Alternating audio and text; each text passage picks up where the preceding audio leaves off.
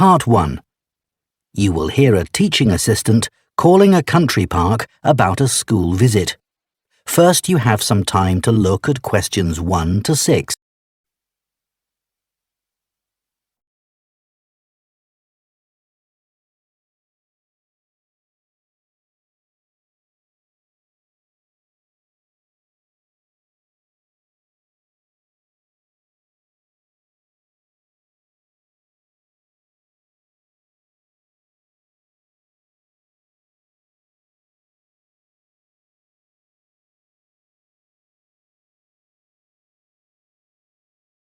Two of our classes.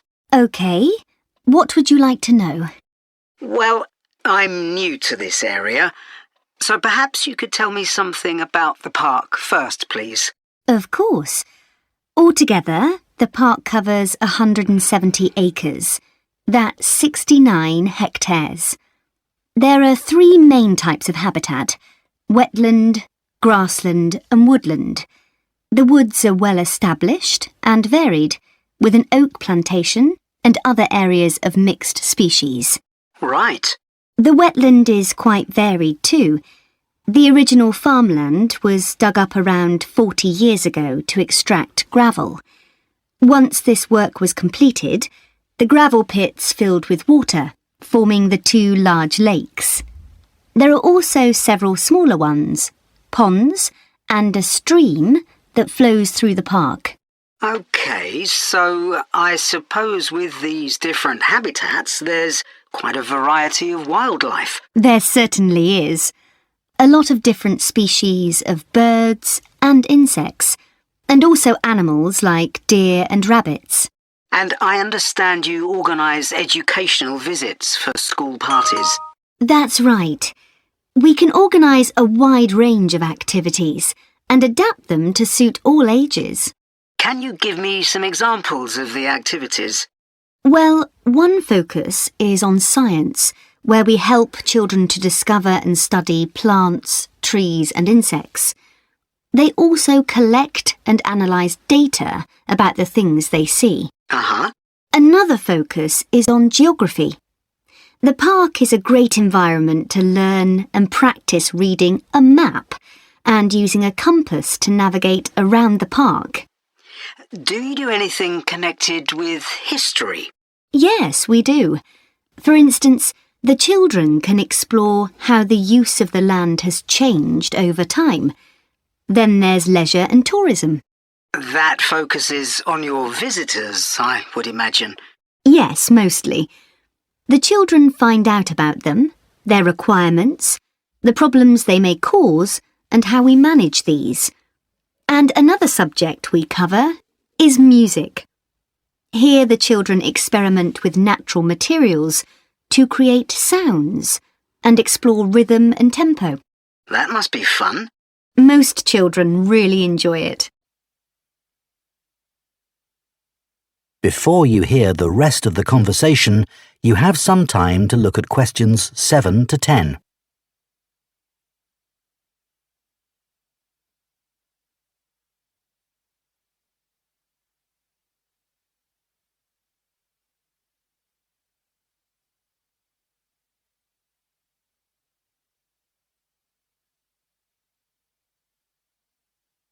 Now listen and answer questions 7 to 10. And of course, all the activities are educational too. Learning outside the classroom encourages children to be creative and to explore and discover for themselves.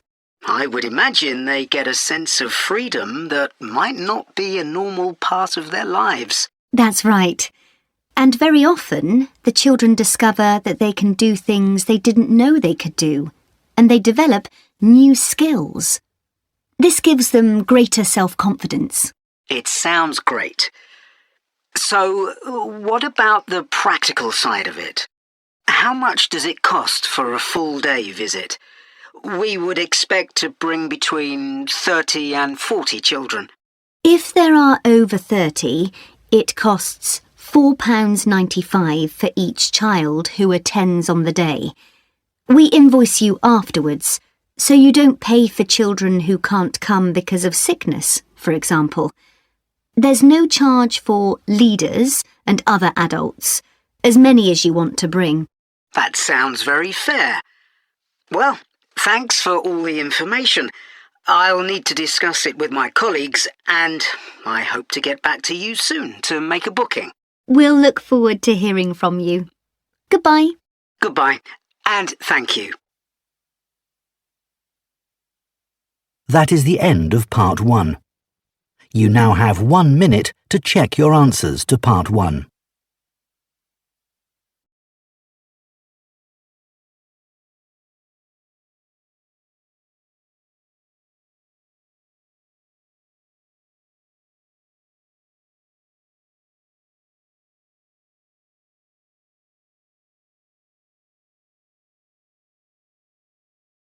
Part 2. You will hear the chairman of Stanthorpe Twinning Association, which organises the link between Stanthorpe in England and a town in France, talking to members about the year's events. First, you have some time to look at questions 11 to 15.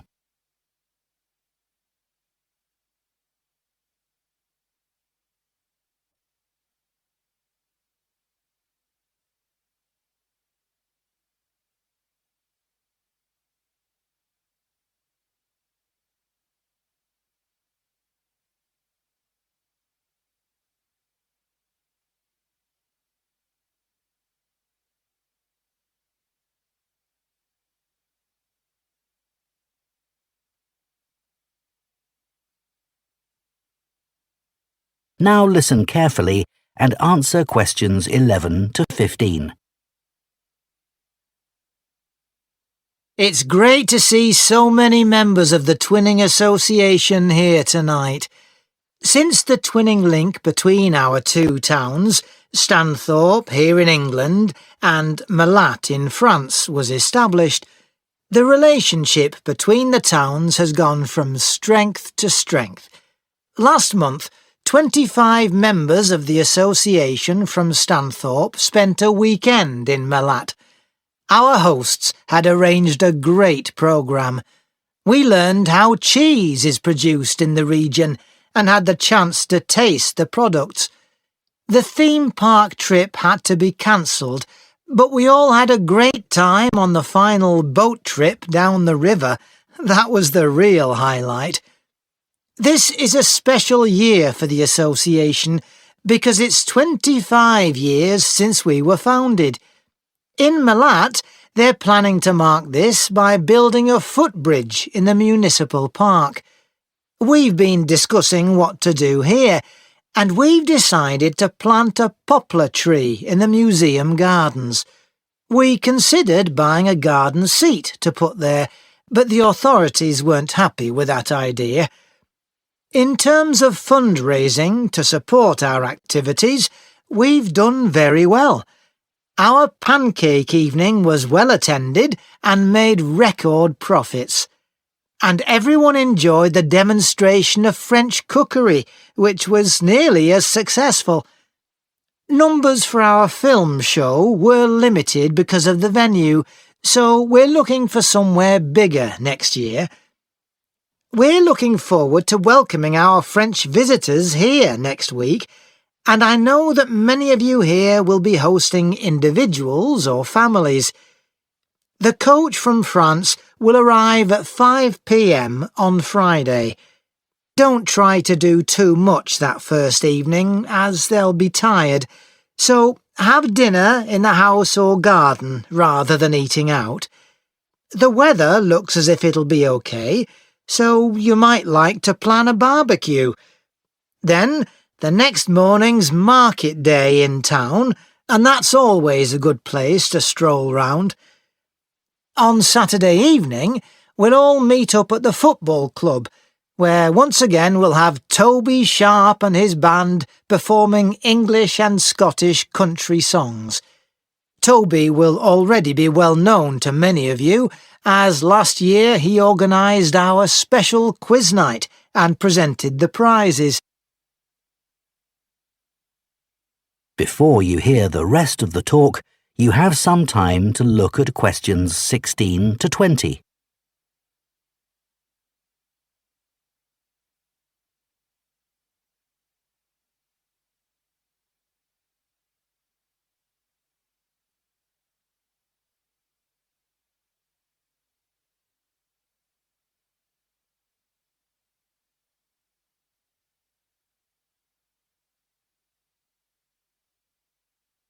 Now listen and answer questions 16 to 20. Now, on Sunday, we'll be taking our visitors to Farley House.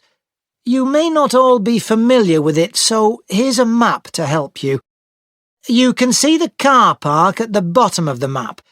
There's an excellent farm shop in the grounds where our visitors can buy local produce. It's in the old stables, which is the first building you come to. They're built round a courtyard, and the shop's in the far corner on the left. There's also a small cafe on the right as you go in. I know that one or two of our visitors may not be all that mobile. The main entrance to the house has a lot of steps, so you might want to use the disabled entry. This is on the far side of the house from the car park. Children will probably be most interested in the adventure playground. That's at the northern end of the larger lake, in a bend on the path that leads to the lake. There's lots for children to do there. There are a number of lovely gardens near the house. The kitchen gardens are rectangular and surrounded by a wall. They're to the northeast of the house, quite near the smaller lake. They're still in use and have a great collection of fruit and vegetables. The Temple of the Four Winds is a bit more of a walk, but it's worth it. Take the path from the car park and go past the western sides of the stables and the house. Then, when the path forks, take the right-hand path. Go up there with the woods on your left, and the temple is right at the end. There are great views over the whole area. OK, so that's... That is the end of part 2.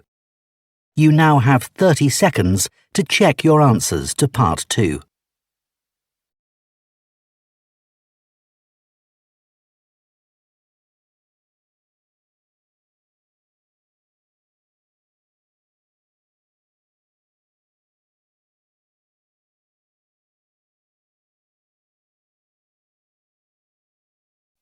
Part 3.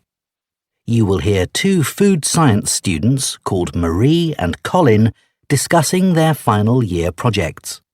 First, you have some time to look at questions 21 to 24.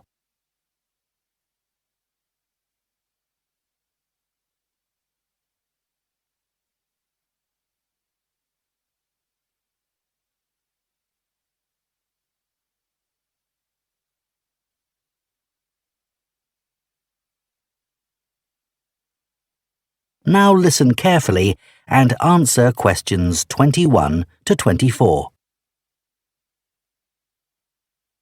I haven't seen you for a bit, Marie.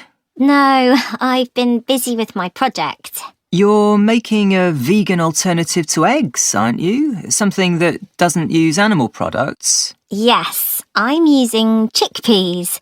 I had two main aims when I first started looking for an alternative to eggs, but actually I found chickpeas have got more advantages. Right. But how about your project on reusing waste food? You were looking at bread, weren't you? Yes, it's been hard work, but I've enjoyed it. The basic process was quite straightforward, breaking the stale bread down to a paste, then reforming it. But you were using 3D printing, weren't you, to make the paste into biscuits? Yeah, I'd used that before, but in this project I had time to play around with different patterns for the biscuits and finding how I could add fruit and vegetables to make them a more appetising colour, and I was really pleased with what I managed to produce. It must have been a great feeling to make something appetizing out of bits of old bread that would have been thrown away otherwise. It was. And I'm hoping that some of the restaurants in town will be interested in the biscuits. I'm going to send them some samples. I came across something on the internet yesterday that might interest you. It was a company that's developed touch-sensitive sensors for food labels. It's a special sort of label on the food package. When the label's smooth, the food is fresh. And then when you can feel bumps on the label, that means the food's gone bad. It started off as a project to help visually impaired people know whether food was fit to eat or not. Interesting. So, just solid food? No, things like milk and juice as well. But actually, I thought it might be really good for drug storage in hospitals and pharmacies. Right. And coming back to food, maybe it'd be possible to use it for other things besides freshness, like how many kilograms a joint of meat is, for example. Yes, there's all sorts of possibilities. Before you hear the rest of the discussion, you have some time to look at questions 25 to 30.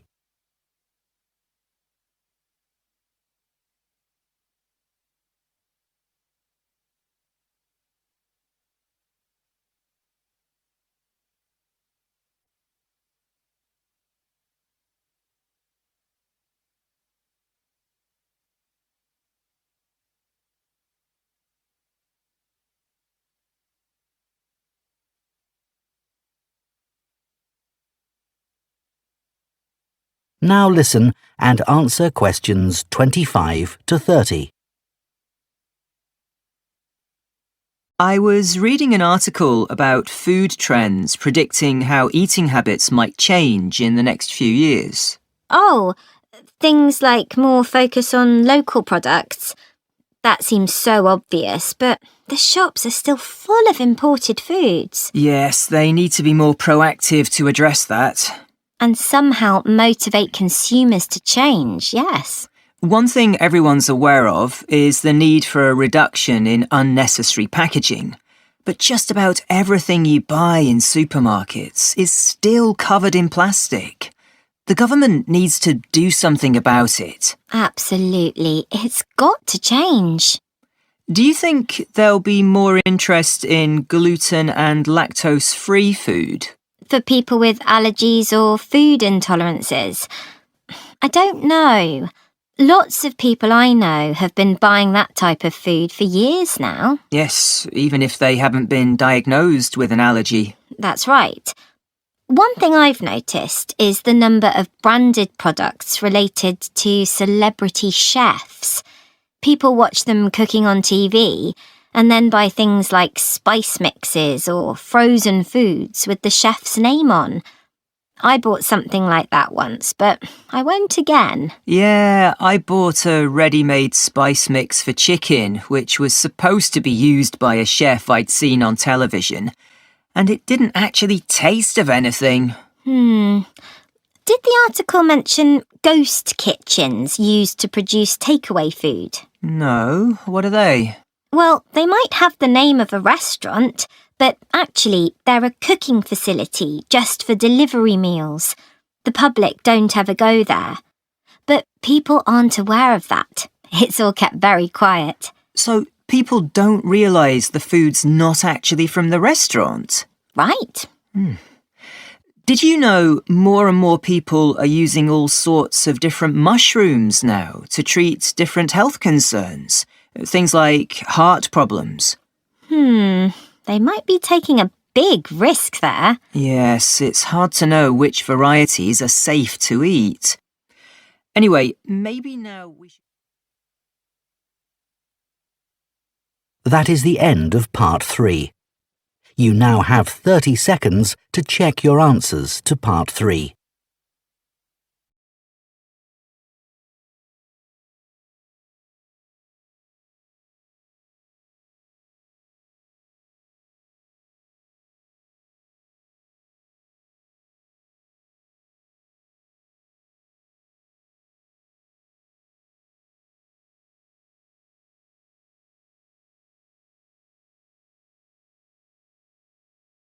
Part 4.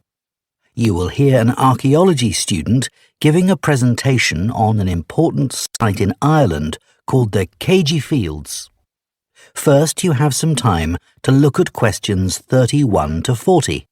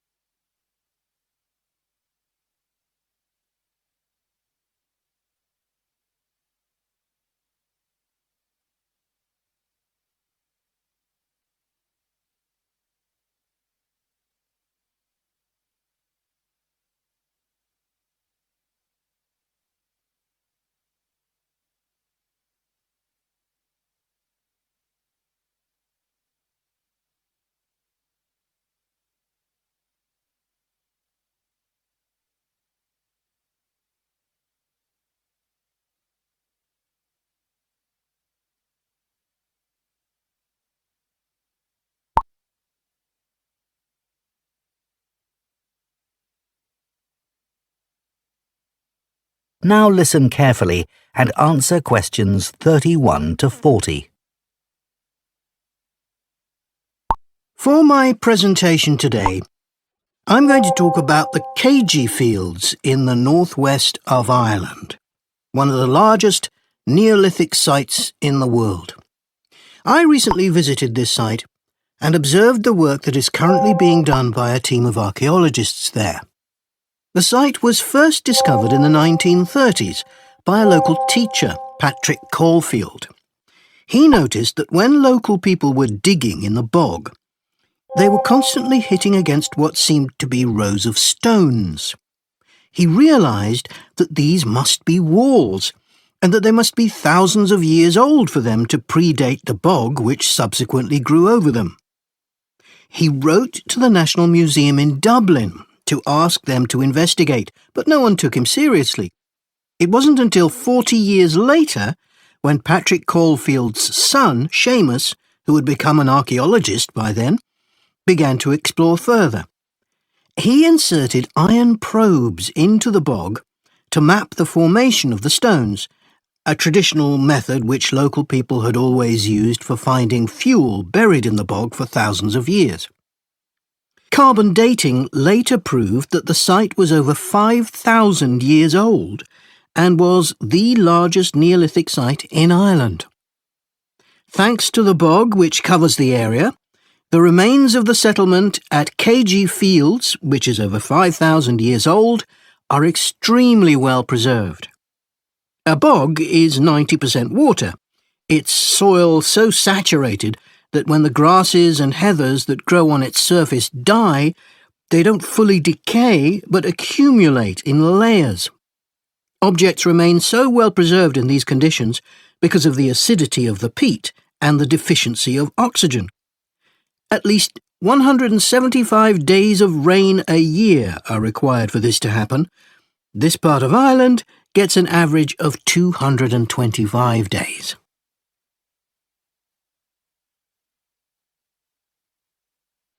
The Neolithic farmers at Cambridge would have enjoyed several centuries of relative peace and stability.